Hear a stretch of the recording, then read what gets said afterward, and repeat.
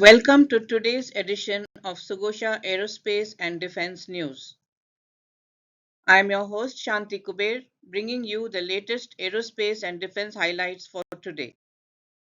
Thyssenkrupp Marine Systems (TKMS), the German-based leading naval company, has signed a memorandum of understanding with Mazagon Docks for the overhaul and modernization of submarine INS Shankush to extend its operational capability.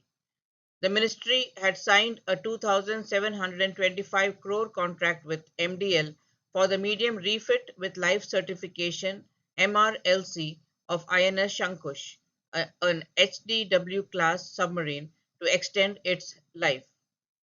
Over the next 3 years, INS Shankush will be modernized in close partnership with MDL, while Thyssenkrupp will be responsible for supplying material packages of selected systems, equipment and components, as well as for on-site technical support and pressure hull inspection. MDL will act as general contractor up till on-time delivery of the submarine.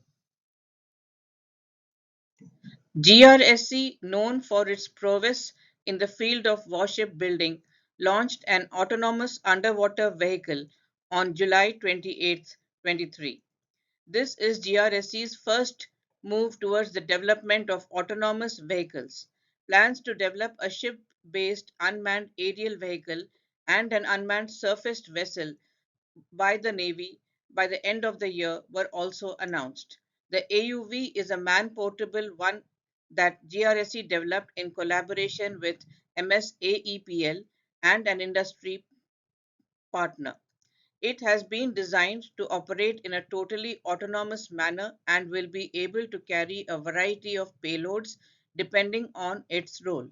This could be mine detection, anti-submarine warfare training, underwater inspection, search and rescue missions, or scientific exploration. The AUV is 2.15 meters long and will have an endurance of nearly 14 hours. It will be able to operate at depths of up to 300 meters and will be equipped with a side scan sonar, a forward-looking sonar, and an acoustic modem. These AUVs will play an important role in mine countermeasure operations and also make excellent reusable targets during ASW practice by warships. They can also be deployed for passive acoustic monitoring, during which they will remain in position for hours, monitoring the possible movement of subsurface platforms. Indian Navy is gearing up for the trials of what will be its first indigenously developed ocean-going multi-role unmanned surface vessel for surveillance and minesweeping. The USV is conceptualized for maritime intelligence gathering, surveillance, and reconnaissance.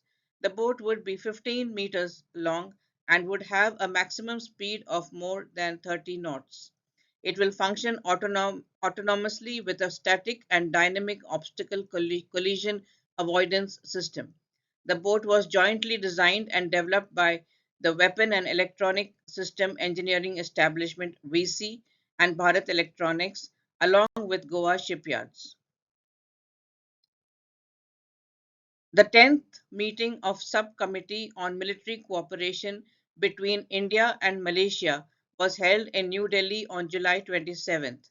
Both the sides explored effective and practical initiatives to further expand the bilateral defense engagements.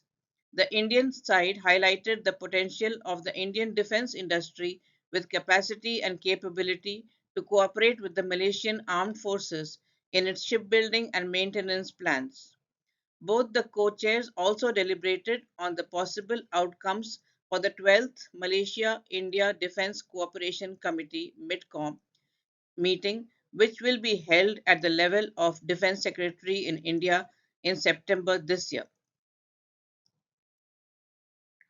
DARPA and NASA have jointly awarded Lockheed Martin a $499 million deal to design and build an experimental rocket using a nuclear thermal propulsion engine under the Demonstration Rocket for Agile Cislunar Operations (DRACO) program, aimed at future deep space operations. Funding for DRACO is split about evenly between the two agencies. A nuclear thermal rocket, NTR, uses fission, the splitting of atoms, for power just like terrestrial nuclear reactors for generating electricity.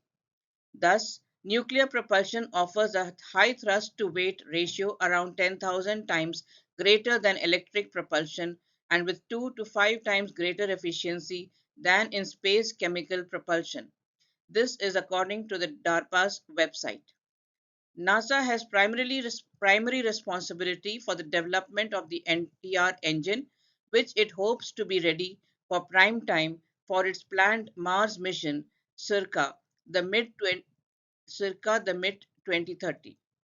DARPA, meanwhile, is managing the process of getting DRACO's rocket through environmental safety reviews as well as launch vehicle requirements, development, and integration onto a booster that will lift the experimental rocket into orbit. That's all the news for today. We hope you are enjoying the news.